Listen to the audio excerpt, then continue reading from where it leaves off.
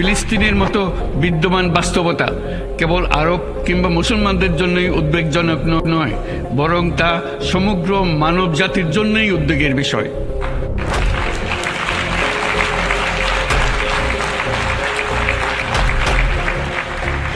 একজন মানুষ হিসেবে প্রত্যেক ফিলিস্তিনির জীবন অমূল্য।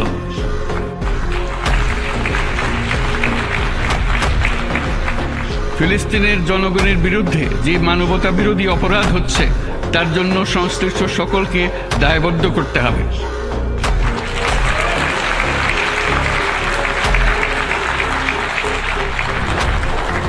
ফিলিস্তিনের জনগণের উপর চলমান নৃশংসতা, বিশেষত নারী এবং শিশুদের সাথে প্রতিনিয়ত যে নিষ্ঠুরতা বিশ্ব দেখাচ্ছে, তা থেকে নিস্তারের জন্য বাংলাদেশ অনতিবিলম্বে সম্পূর্ণ যুদ্ধবিরতির আহ্বান জানাচ্ছে।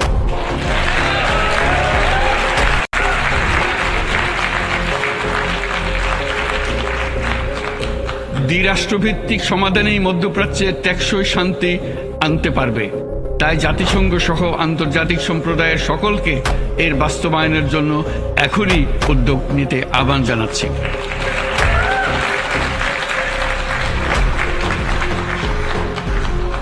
গত 2.5 বছর ধরে ইউক্রেনে চলমান যুদ্ধে বহু মানুষ প্রাণ হারিয়েছে। এই যুদ্ধের প্রভাব সর্বব্যাপী, এমনকি বাংলাদেশের অর্থনীতিতেও এর নেতিবাচক